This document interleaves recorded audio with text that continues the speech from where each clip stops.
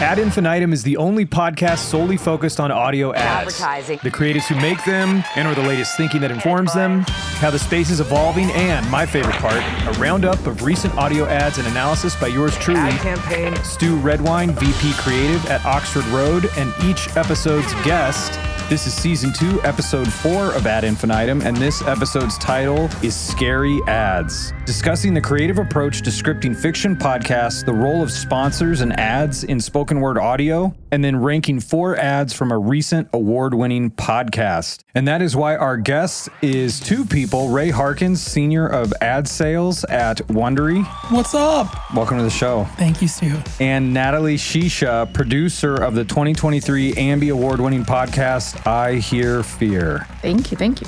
Very excited to be here. I'm excited to have you guys. So I recently watched Martin Scorsese's Killers of the Flower Moon, and that ending really got me thinking about the power and pitfalls of audio sponsorship. The film closes with a 1920s-style radio play dramatizing the tragic Osage murders, complete with an upbeat announcer and a plug for Lucky Strike cigarettes. It's a jarring tonal shift that to me epitomizes how audio storytelling can go wrong when the pursuit of ad dollars takes precedence over emotional truth. But here's the thing, it doesn't have to be this way. I've long believed that audio, when crafted with intention and integrity, has an unparalleled ability to move hearts and minds. Sound is inherently intimate. It is, tapping directly into the same neural pathways as our emotions. The right message delivered with authenticity and enhanced with artful sound design can leave an indelible impression. Sadly, as the Killers of the Flower Moon radio play demonstrates, the potential is often squandered, generic copy, cliched effects, and a disregard for the cultural weight of the subject matter. These are the hallmarks of carelessly slapping a sponsor on a story without any deeper consideration for the power and responsibility that entails. Looking back, this kind of haphazard approach has deep roots. In the early days of radio, brand-sponsored serials and variety hours were the norm. You had the Palm Olive Hour, Kraft Music Hall, shows named after their sponsors with ads woven right into the entertainment. It was novel for the time, but the lack of thoughtful integration and reliance on forgettable, inauthentic announcer copy set a troubling precedent that persists in much of today's audio advertising. So what's the solution?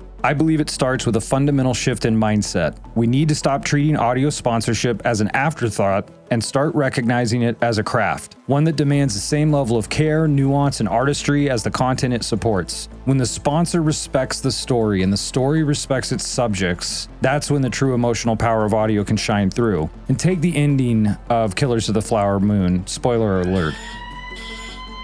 After the glib radio play, the film cuts to Martin Scorsese himself, stepping up to the mic to voice the tragic postscript of Molly Burkhart's life. It's a haunting reminder of the heights that can be achieved when a master storyteller wields the power of audio with purpose. If more brands and creators brought that level of thoughtfulness and intentionality to their audio campaigns, focusing on authentic, emotionally attuned storytelling above all else, I believe we'd see a tremendous positive impact, not just on the bottom line, but on hearts and minds. Because that's the true potential of this medium, not just to sell, but to transform. Okay, so that's kind of some high-minded stuff, but I also believe it's true, you know? I mean, we've got to make ads that sell, but we do want to connect and have a larger impact. I think we all do. But like the rubber hits the road, right? So how does this break down when scripting fiction podcasts? I'd like to start with you, Nathalie. Does it kill creativity knowing that there's going to have to be ads in the story that you're telling? Yes and no. I think that knowing that an ad break is going to be inserted at a point in the story means you have to think really, really strategically about how you're going to get the audience to stay through that ad break. And so you need to build like a master act out or a cliffhanger or a turn. Like it really encourages thinking about plot and encourages thinking about audience. So in a way, it's kind of a gift to storytelling that we have to think about like, what's the thing that's going to keep listeners listening? But it can be hard for listeners, I think, and I think this is probably like what you're getting at, to shift from like the dream space of the story into like a commercial space where suddenly something is being sold to you and then to switch back. And so I think that there's some friction probably for the listener, but for us as creators, it's kind of a net benefit to like be forced to think that strategically, if that makes sense. Yeah, absolutely. I mean, because it gives you some sort of boundaries or lane lines to create within. Yeah, and it it always helps. Yeah. Completely. Just on the drive over here, actually, I was listening to Batman Underground, which the producers of that I'm going to mention later on. But there was a scene, and then it went to somebody was like listening to the radio in Gotham City, and it was switching through radio channels. You could tell it was Gotham City. And I was like, oh my God, are they going to go into an ad break? Like, that would be amazing. They did not. That idea. Oh. But yes, it's a cool idea.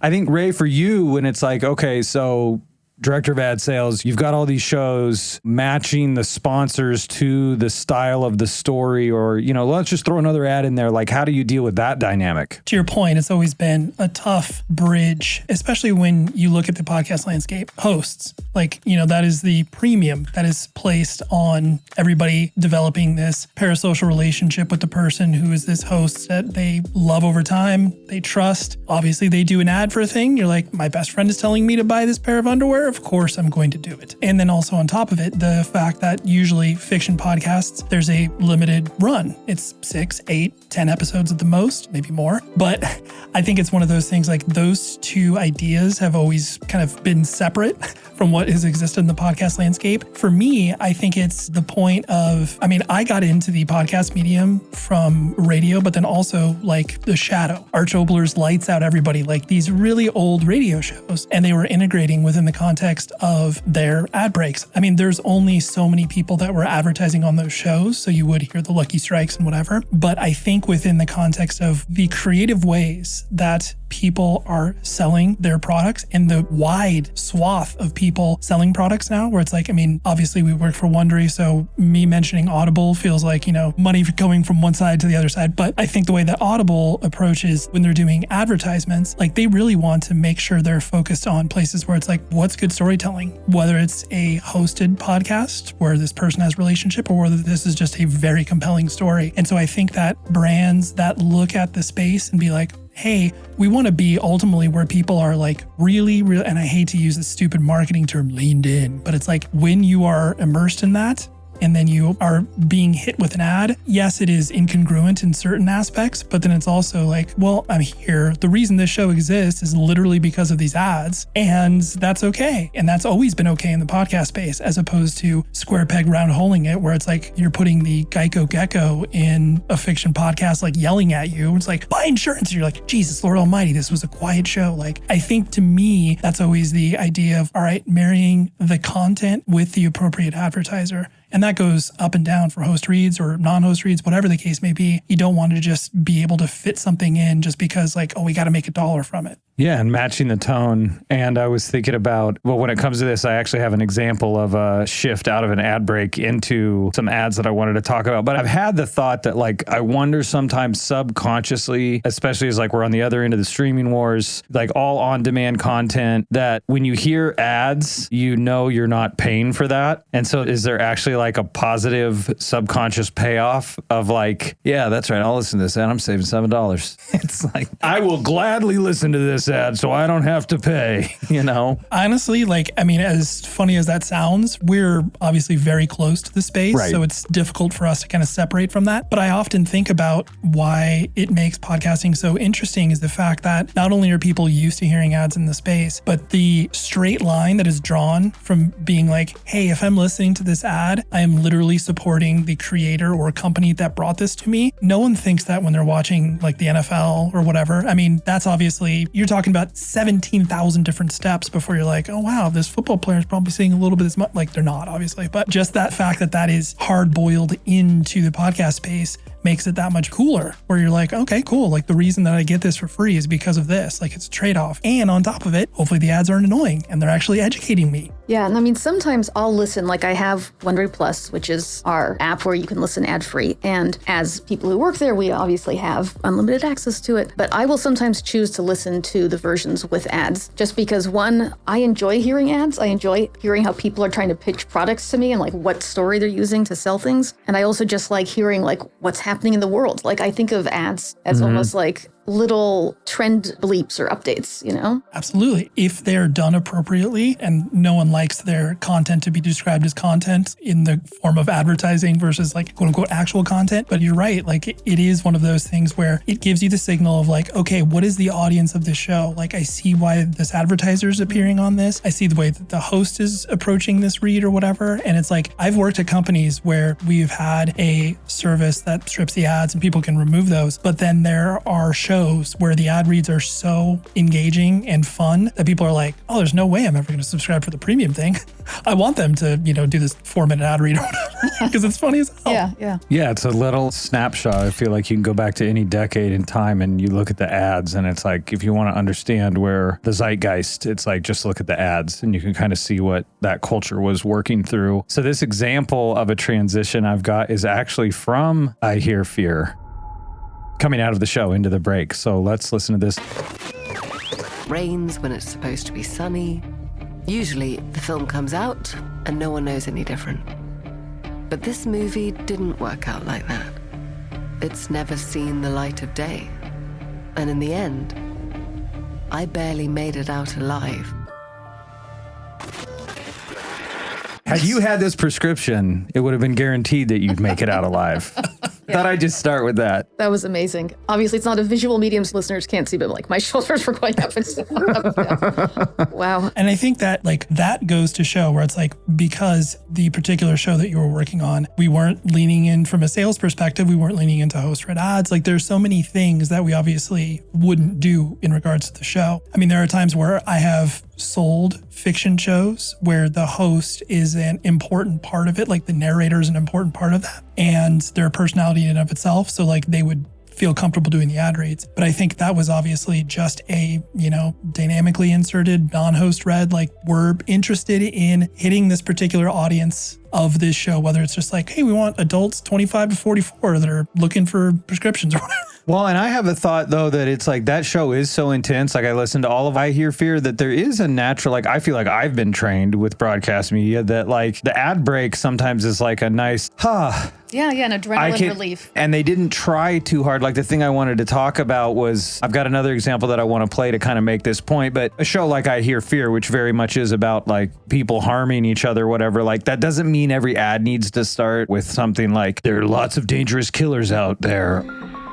Are you in the mood for some killer deals? Right. Like it's almost like if you go too on the nose. So that's where I'm trying to hold these two things in my mind. I'm not using that example to go bad and this is good. It's like, there's a case to be made for even, we're going to an ad break now. It's like my oldest daughter's in show choir. It's like you have intermission. You don't go out and the person that's selling you the candy bar is singing to you. It's like, would you like a candy bar? It's a complete break from the content. We were doing that. Now we're doing this, and that's okay. So it's not bad. So here's another example. And this would have been in either Clean Beauty or Under the Skin. So for anybody listening, absolutely recommend listening all the way through. But so Natalie, this would have been in either Clean Beauty or Under the Skin. I'm not 100% certain, but I think the point could be made for either one of them here. So here's another ad.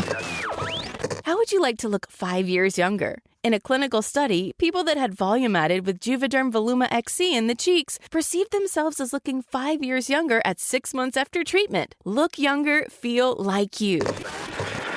What do you think? This is something I wonder about. Like when the content has a very ambiguous attitude towards something like beauty products, how dangerous is it for people in the beauty space to advertise on the show? I think, most of the time it's just identifying an audience. I've worked with this client before through a particular agency, and they're looking to hit females between the ages of 30 and 45. So that's really the play there. So they're like, across your entire network, we want to identify these people and like not run in these specific shows, but just find these listeners, whatever content they're listening to. And so you absolutely will run into the case where it's like, this feels weird. And usually shows, there are call outs that you can do to be like, hey, I want to block these certain categories or whatever. And, a lot of the times it's the hosts that are pulling that trigger to be like, I don't want whatever alcohol brands or these things that, they don't feel personally attached to. Like, even if it's not voiced by them, they're like, I do not want this in my show. Yeah. For context, that episode, if it is Clean Beauty, it's about a young woman who gets a really prestigious job at a fancy wellness spa that has a dark secret at its core, as you'd probably expect. Don't they all?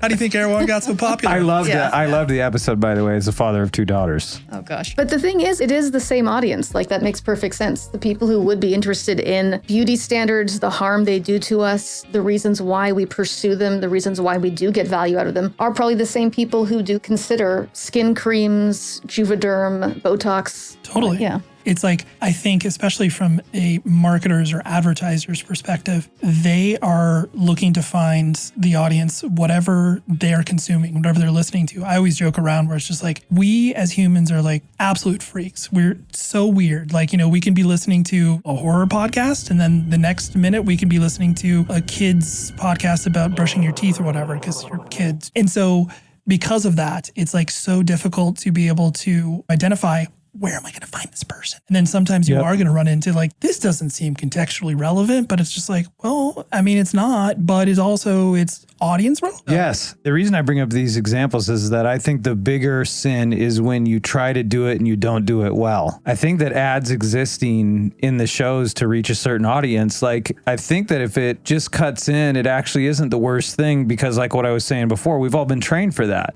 I think the bigger challenge is if you try to go there and make it cute or tie in or something. I don't know. With this one, I was thinking about it. I was like, if it was under the skin or clean beauty, you could do a small thing to kind of, you know, tie it together. But do you need to do that? I'm not sure. I'm open on that. Yeah. This is something that, again, because we sit so close to the environment, it's sometimes difficult to, you know, see the forest from the trees. But like, I always feel pandered to when it's like, I think it's a Capital One ad. No shots against Capital One, but shots also. Well, this show is about breaking down ads, so it's okay. Right. I think literally there's a tagline in some of their creative that they do across non-host red. They're just trying to capture an audience. They're being like, hey, this is the easiest decision that you can make working with Capital One than listening to another episode of your favorite podcast. And I'm like, don't tell me how easy it is to listen to a podcast. I'm already listening to a podcast, you idiot. Stop. And so again, I'm too close to it. Anytime I get mad in an advertisement, I'm like, let's calm down, Ray. But it's just that idea of what you're talking about, where it's like, if you get too cute, too kitschy with it, that could be, you know, turning people off in the wrong way, where they actively dislike the brand because you're trying to play too much to the crowd or the audience. Yeah, they can smell the BS a little bit,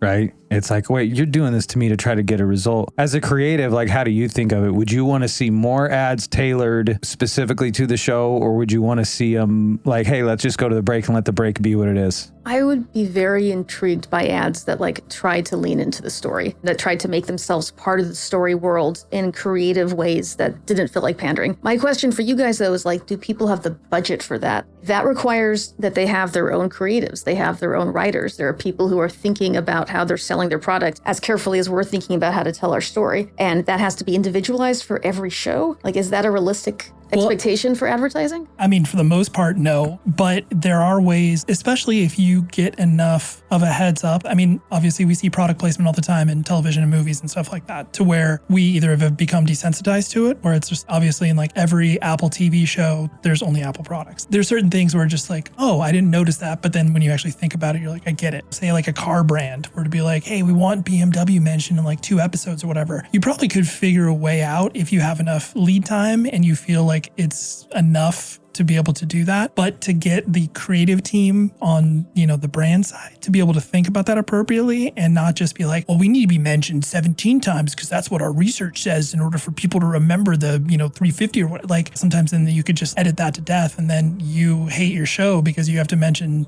BMW 17 times or whatever.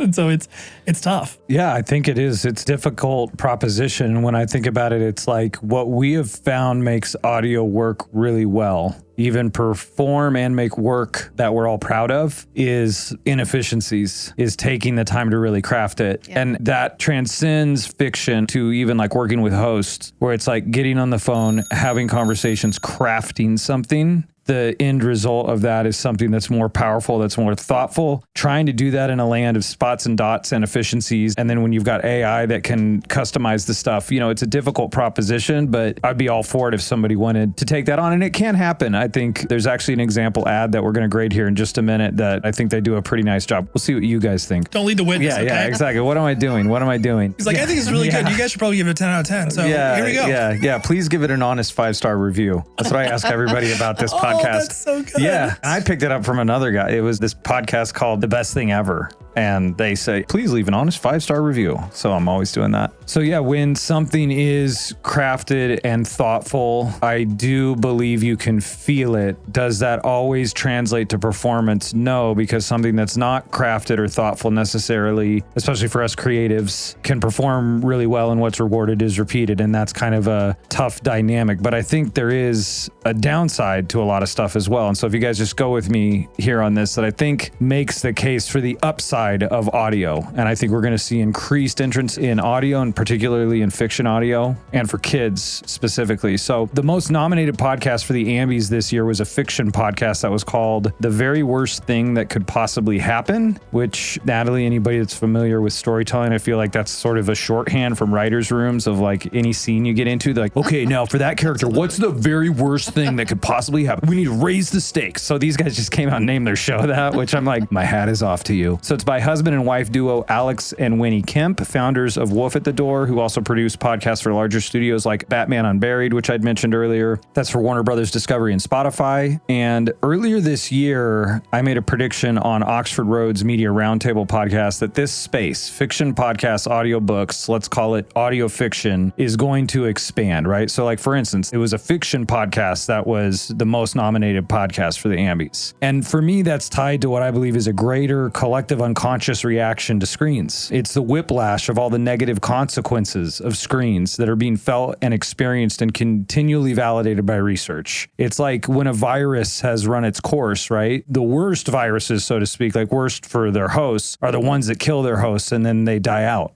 They completely decimate the population and then the virus goes away, right? Like the crack epidemic would be like kind of another idea of that. Like, why aren't people not like still done? Because it killed all the most susceptible and then there's nobody left, right? And that's what I think is going on with screen time. I think that that is what is happening. And I think that that means an opportunity for audio, that you're going to have a whole generation of the ones that are younger now that even they're going to go to raising their kids. Like I think of my folks' generation where everybody was smoking everywhere in the cars, they had to clean ashtrays. A whole lot of them actually don't smoke, right? The ones that were raised around it was so disgusting. And I've seen little kids' reaction sometimes to a phone, a parent on a phone that's like violent. It's like, put that down, look at me. And I'm like, I have hope in humanity that they're going to go, yeah, I'm good. I don't want that. That stuff's toxic. That's nasty.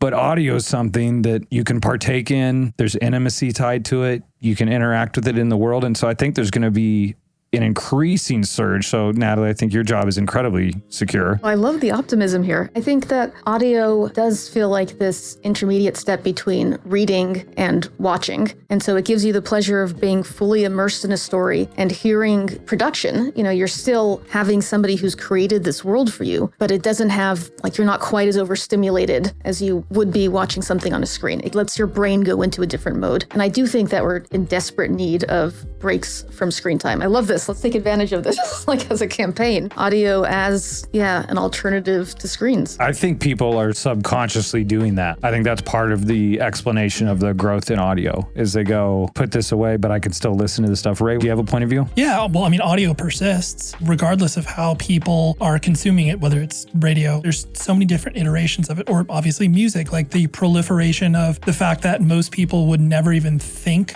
to be like, oh, dude, I'm never going to listen to like an audiobook. But the fact that it's like included in your Spotify premium or whatever, it's just like the ease of use for people to back into podcasts, audiobooks or whatever is so there of everybody of every stage in life, all ages. And I think regardless of whatever is happening from screens or the fact that, we're going to have chips implanted in our head, just the future iterations. You didn't get yours implanted yet? Yeah, not yet. No. Okay. Yeah. I'm on the waiting list. Yeah. Okay. Once I get my Cybertruck. No, I'm not getting a Cybertruck. But just that idea of being able where it's like audio is static as far as like, yes, of course we can have really interesting things with 3D audio and other ways that we can tell stories and be immersive, but the way that it's delivered is going to be relatively static. And I think that that's something that's going to be consistent, and especially to your points too, when you expose a good story to a younger person and they're just like, oh, this is great. Tell me more. I want to know more, whether it's like you're literally reading a book to them or whether you're exposing them to a very interesting kids podcast. And just the fact that it's like you can do that for people at any stage in their life is really, really compelling, and it will just persist. It'll just be like different formats, take different holds, and ultimately it's going to lead us to a space where audio will always be there. It will just be a matter of how we put it in our ears. Yes, and I think it's so powerful because it gets the imagination going. A friend of mine, a commercial director, Jordan Brady, recently said it shows us more than we can see. It engages the imagination. Screens don't. Screens slow it down. You become passive, right? Audio is active. Like you have to think of whatever it is that they're describing in the scene. And that's why we see more dollars going into the space.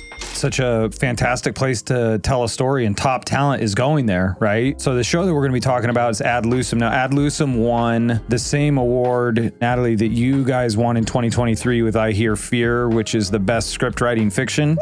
So Ad Lucem won that for 2024. That's the Ambi winner for the best script writing fiction. And it's produced by Q Code, Barry Lennon Motion Pictures, and Salt, with executive producers Chris Pine, Olivia Wilde, Ian Gottler, Troyan Belisario, and Joshua Close. Some of those names, at least I think, are absolutely household names. I mean, you know, Chris Pine, Olivia Wilde, Troyan Belisario. People know who these people are, and here they are. Of all the things that they could be doing and all the things they could be investing in, they're investing in this space and telling a story this way, which is pretty cool. So Ad Lucem is set in the year 2032. It's about this company, Ad Lucem OI, that has created a augmented reality assistant where it's like it's beyond just voice. It's like it's VR, but there's actually people that are like connected to them. So it's like you're talking to an AI, but there's a human there. So it's augmented. And much like in the Clean Beauty episode of I Hear Fear, this well-intentioned, incredible company turns out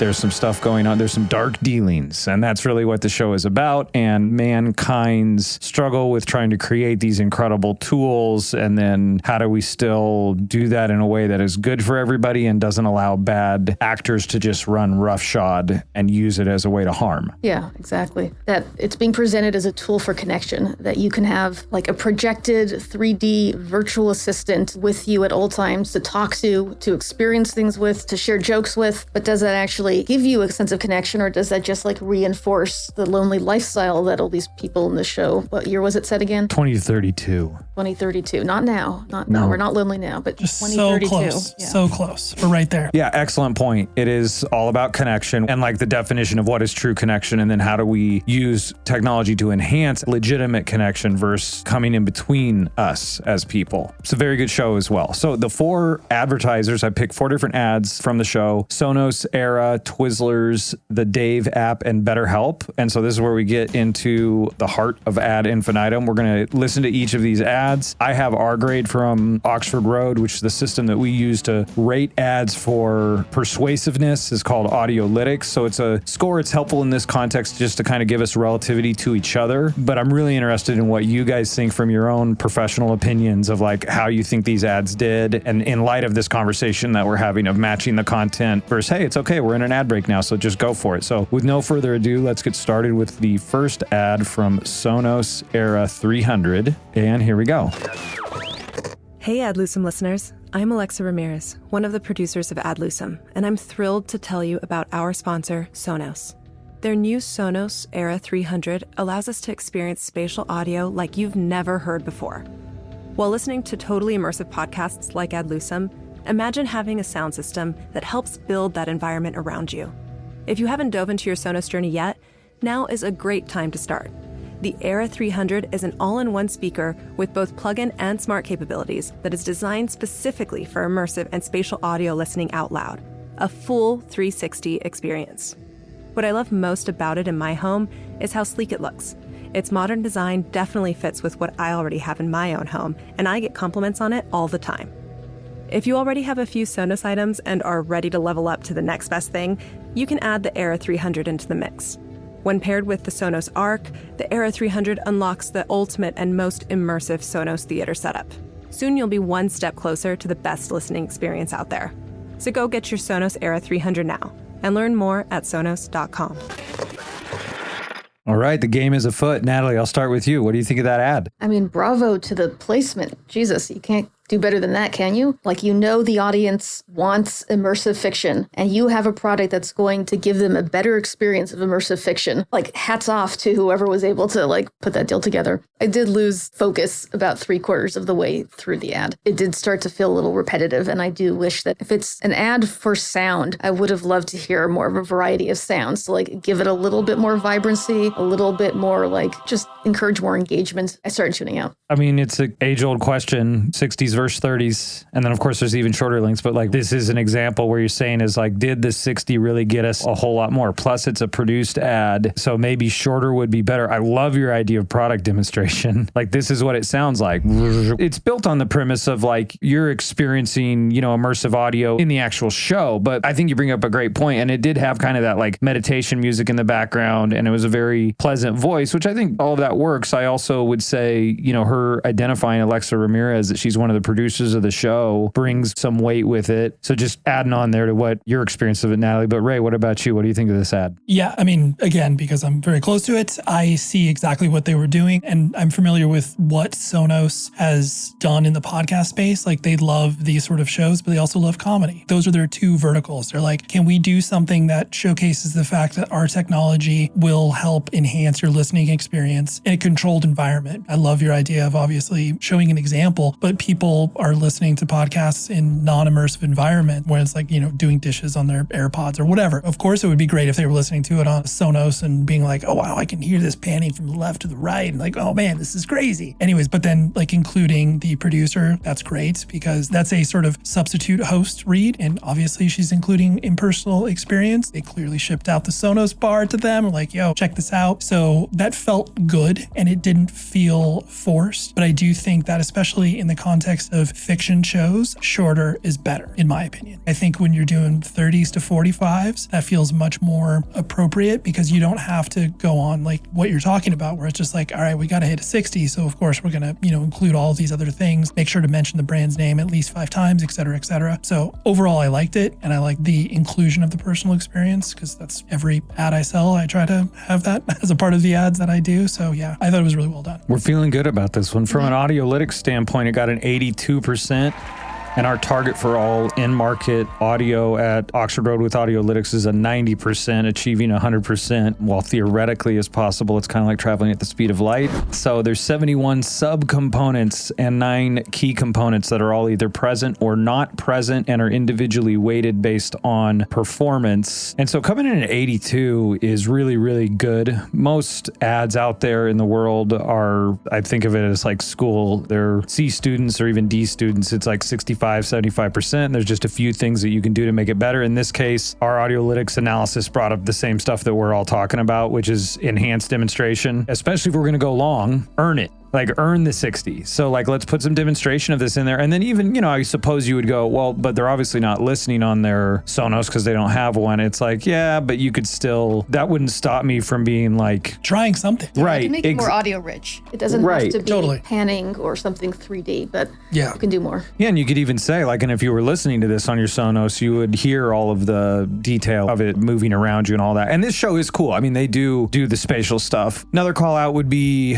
perhaps clarity on the path. You know, at the very end, they throw on there, they do say Sonos a lot, but it's just like learn more at sonos.com. You could potentially reiterate that or make that more clear about where to go. And you can even kind of hear the hesitation in my voice. It's always kind of a funny one, but you know, we also will grade all of the ads in the Super Bowl. And it's just amazing to me that sometimes with advertisers, we don't just come out and make it like incredibly clear and reiterate exactly what I need you to do and exactly where I need you to go. So technically they did that. They did it with one statement at the end of 60 seconds. You know, we're kind of all flagging somebody might not even get to the end of that 60 seconds. So there could be an opportunity for improvement there. But all things being equal, we're starting out strong. So let's see how Twizzlers did. I can tell you. Do you want to predict that? Do you want to give me the Twizzler spot before we listen to the Twizzler spot? I hate Twizzlers. No questions asked. Wait, hang on. As an advertiser or the candy? Are you Redvine? I am absolutely team Redvine. Okay, all right. I am team Twizzler, so I'm predisposed to Are you from the East Coast originally? No, I'm from LA. Jesus, what's wrong with you? Did I get everything wrong? You did get everything wrong. Twizzlers is an inferior product to Redvine. So I'm looking forward to seeing them try to convince me to look at that wretched candy. Well, as Stew Redwine,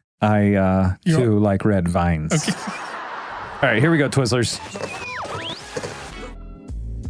This episode is brought to you by Twizzlers. Long day, late night, feeling a little bored? Twizzlers is the ultimate sidekick for any moment of the day, no matter what kind of day you're having. The perfect level of sweet and a fun excuse to sit back and relax. Unwind with Twizzlers. To buy now, visit Hersheyland.com/Twizzlers. All right, Ray, as an admitted critic of Twizzlers, what do you think of that ad? For one, it's funny because, to be abundantly clear, I did not listen to the actual podcast. That is A-okay, because part of the beauty of what I like about Ad Infinitum is like just listening to the ads in the wild. We do all this audience targeting stuff, right? Finding the perfect person, the perfect moment. Well, there's also the kid that gets in the car as the dad's listening to Ad Lucem, picking her up from high school, and she catches just the Twizzlers ad. Right. We hear ads, and it's not always that it's this perfectly contained thing. They are heard in the wild, and we can't control every element. So I actually like that. It's like, great, perfect, because that type of listener exists. Devoid of context. Devoid of context. So with that said, the fact that I was given just a snippet of context, it's hilarious that they're talking about like the perfect companion. I was just like, oh my gosh, that's funny, because if you think about it, well, this show is talking about a very dark companion. So, I mean, obviously, since I hate them already, they're a dark passenger for me. But I mean, I think it's difficult for a company like that to be able to spell out the proposition of why you should be hanging out with Twizzlers. That's hard to do. I think they were effective in regards to like the voice of it. It's casual. It's like, yeah, we're just trying to hang out with Twizzlers, man. Like, that's all we're doing here, right? I mean, the call to action is clear, but like also who's going to buy Twizzlers on the internet? I guess you can. I mean, if I were to do that, you would obviously be a monster like you, and that's fine. But anyways. I'm going to order Twizzlers on the internet. You're going to go to her. See, I remember the website, Hersheyland.com/Twizzlers, because that was unexpected. I was like, oh, I thought you might have been, go to Twizzlers.com / the name of the show or whatever if you wanted to get some nerdy tracking stuff going on, which of course I love. But yeah, I did not care for it. But I understand the difficult task that this brand has to be able to like create a compelling piece of audio to get you to buy Twizzlers. What about you, Natalie? Well, it's interesting that you think that it was leaning into the premise of the show, that it was going for like the companion angle. Because when I was listening to it, I was like, what it's saying about Twizzlers could be said about any product in the world. You want to unwind with something. That could be wine. That could be gummy bears. That could be red vines. There's nothing specific about Twizzlers that makes it like a better candidate than any other product for hanging out on the couch. I would never think of like unwinding with candy. Yeah. Unless it's like a spool of candy or like, those bubble tapes. Do you remember those? Of course. Yeah. If it had some shape that like you were stretching it out, you were unwinding, like maybe that connection. Oh, sure. Like the actual physical unwinding. Yeah. But it needed something that actually connected to the candy. I wasn't getting any sense of how distinct and awesome Twizzlers are. Well, it's like if they had a new version of Twizzlers that you unwind to eat them, or I was thinking it's like Twizzlers is all wound up so you don't have to be, right? Because it's twisted. But still, to your point, it seemed like somewhat of a forced proposition that maybe there is a customer behavior, a human behavior that people want to unwind. Maybe they had a piece of research that people passively chew on Twizzlers like a horse chewing on cud. How would you guys rate it against Sonos? So Natalie, 1 out of 10 for Sonos. I would say I'd give Sonos like an 8. Okay. And I would give Twizzlers a 3 or 4. Sonos, we'll call it 8 as well. I'll agree with you. And then Twizzlers, I would say probably 4.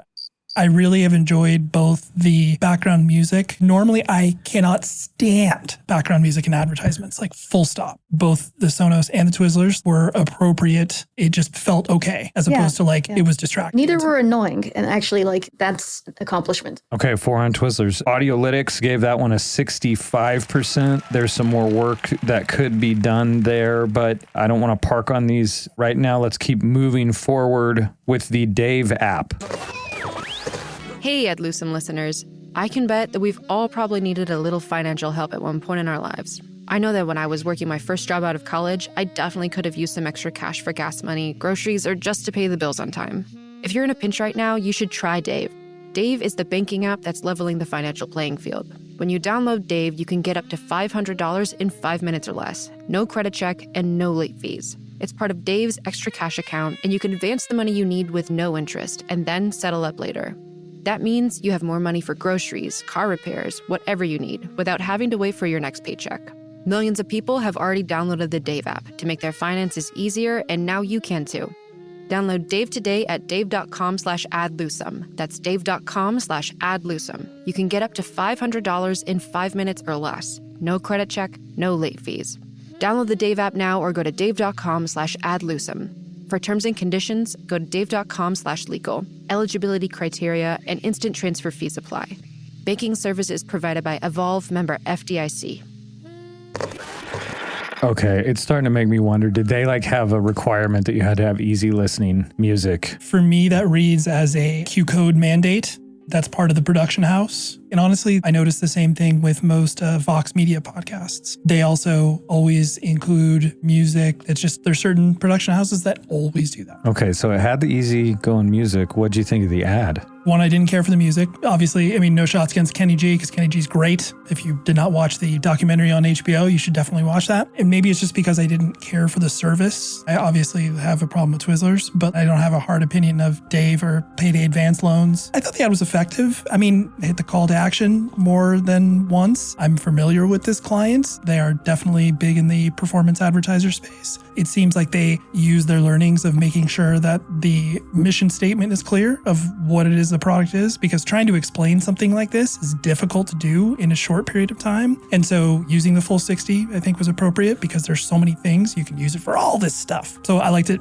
better than Twizzlers, but it didn't resonate in the same way as the Sonos did. Natalie, what about you? What I liked about it was that it felt like they cast it correctly. The show that it's on, Troyan Belsario, she plays somebody who has some young, desperate energy. She's somebody who's scrappy and she's trying to make money on the side. And that's one of the things that gets her into hot water and propels the story into darker places. So it felt like it was talking to a world that character would live in. The voice actor also sounded like she was probably about Troyan's age, or probably in her 30s or 40s. But yeah, I thought it was well done. There was some overlap there that I think that they were probably doing on purpose. You thought it matched the tone well. Yeah. What would you guys rate these? We've got an 8 for Sonos. Sonos is the champ. Twizzlers down at the bottom, 3, 4. What do you guys give Dave? I give it a 6. I'm going to go right in the middle there. It's a 5 for me. It feels adequate, but doesn't blow my hair back. Yeah, I think that's right. So it came in at a 77% in Audiolytics, and it's you could boost up the substantiation with some data, give some specific facts and figures. That doesn't hurt. They're leaning really hard on the 500 thing, but what are some outcomes or maybe some customer testimonials that you could include as well? It started out a little bit light with, I can bet that we've all probably needed a little financial help at one point in our lives. It's kind of soft. What's a way that we can hit harder with pain or gain and immediately tie into it? But I struggle with that because, to your point, Natalie, matching the tone of the show and all of that. But I think across the board, it could just be tightened from an execution standpoint to make every word work harder. And I'm seeing a trend here too. This is now 2 60-second fiction podcast ads. And I feel like this group in this moment today, right now, is going it's feeling like 30s are the way to go, unless you're going to earn it.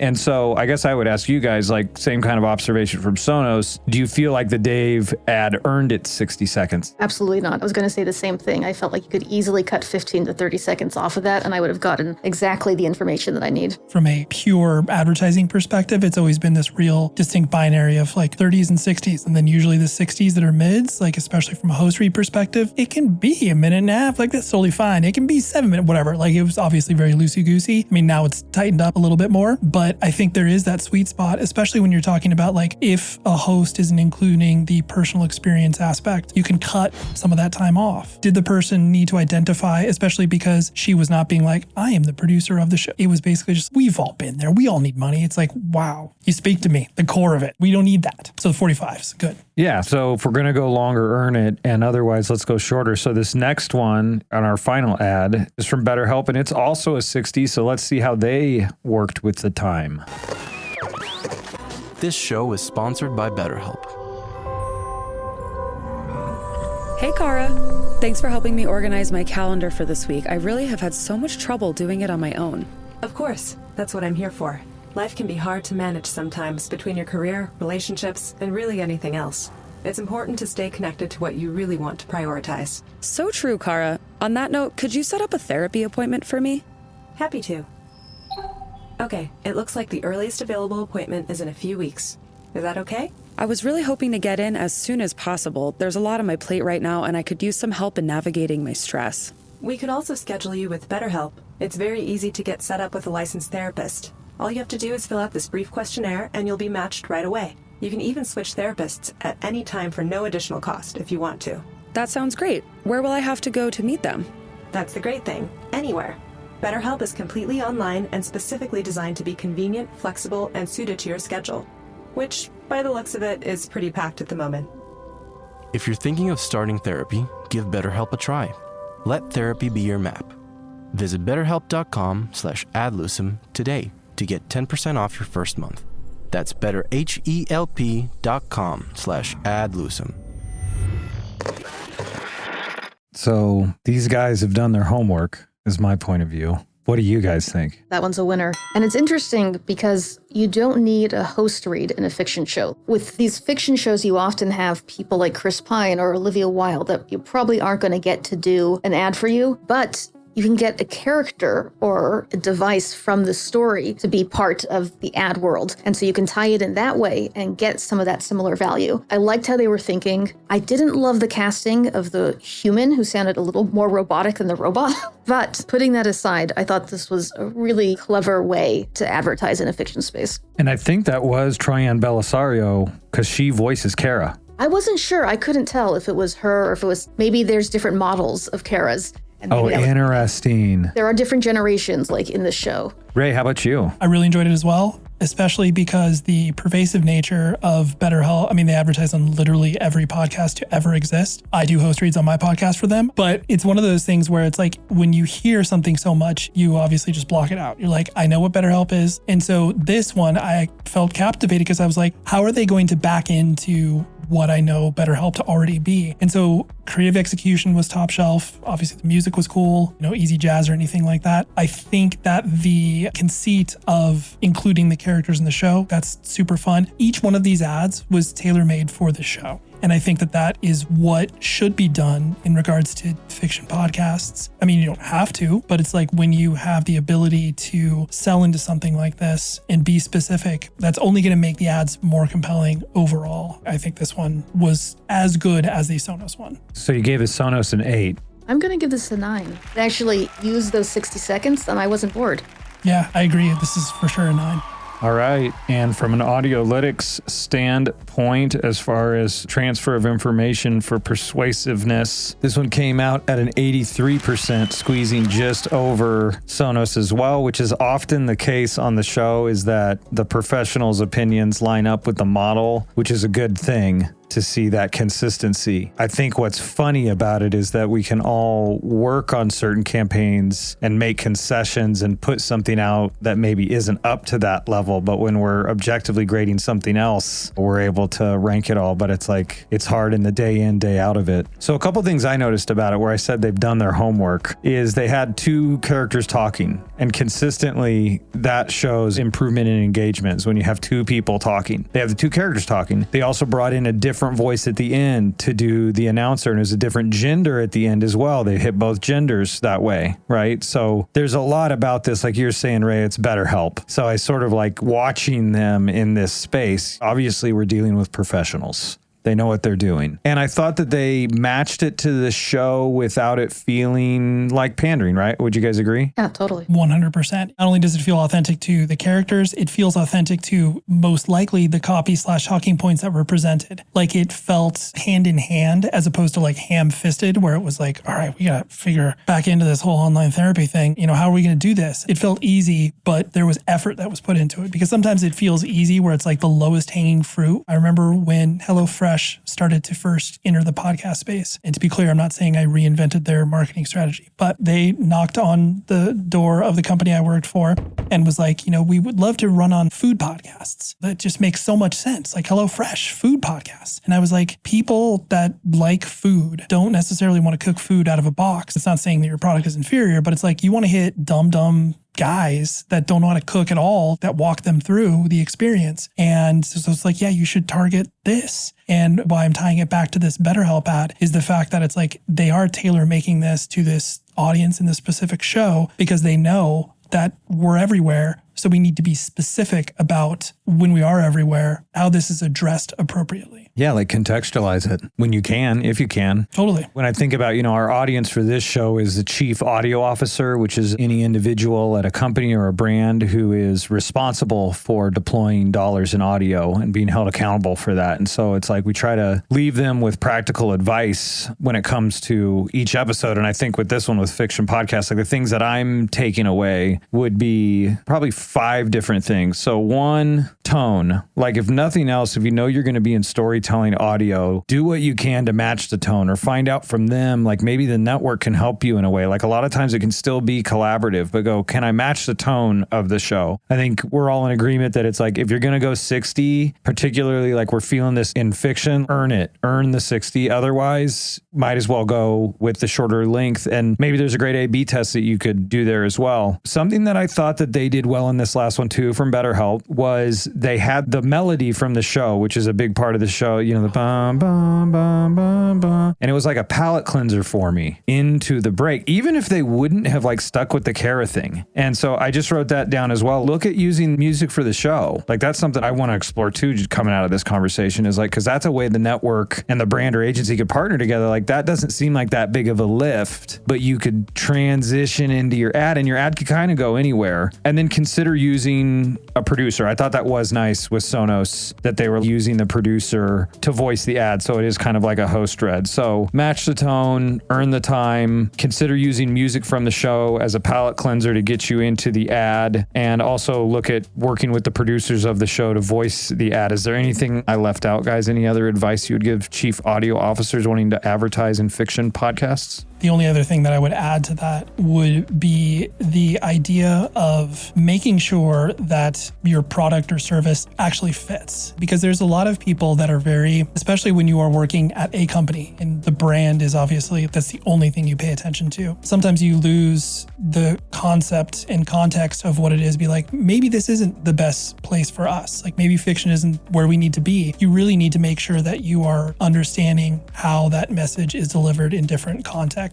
And even also looking at where you are not. Say, whatever, you're a client, we'll use BetterHelp as an example. Maybe there's some third rail that you've never touched in regards to content. Or you see all your competitors, that are doing all this stuff and everybody's doing the same thing. Pay attention to stuff that's outside of what it is that you're doing, because you get so locked into what it is that you're working on. It's sometimes really difficult. So those are the only 2 pieces of advice I would say. Make sure that this is the right fit for you from a fiction podcast perspective. And then 2, look at what your competitors are doing to be able to see like, oh, where are the soft spots? Maybe we haven't, if we're a fantasy sports app and like, oh my gosh, we don't care about the female audience. It's just like, well, females don't like sports or gamble. That's not true. Just figure out how to approach that audience in an authentic way as opposed to just completely ignoring it. I do context. That first ad for Juvederm that we assume was in Clean Beauty, it does make the company look a little clueless. And I don't know when the ad for BetterHelp appeared in the series, if it was only in like the first half or was also in the second half, but I think it's worth thinking about whether your ad might come across as unintentionally ironic or flat-footed. As that show progresses, the darker implications of that technology start coming out. And so I feel like that ad would be so much more successful in the first half of the series than in the second. And so paying attention to context, actually like listening to the story and seeing how your product fits in, and if it fits in a way that helps the product or hurts the product. I'm glad you said that, because I was thinking the same thing, is that like, especially at the end, it's like, how would that feel later in the series where you're kind of like, I don't know if I want Kara telling, and who's on the other end of this Kara, right? That's because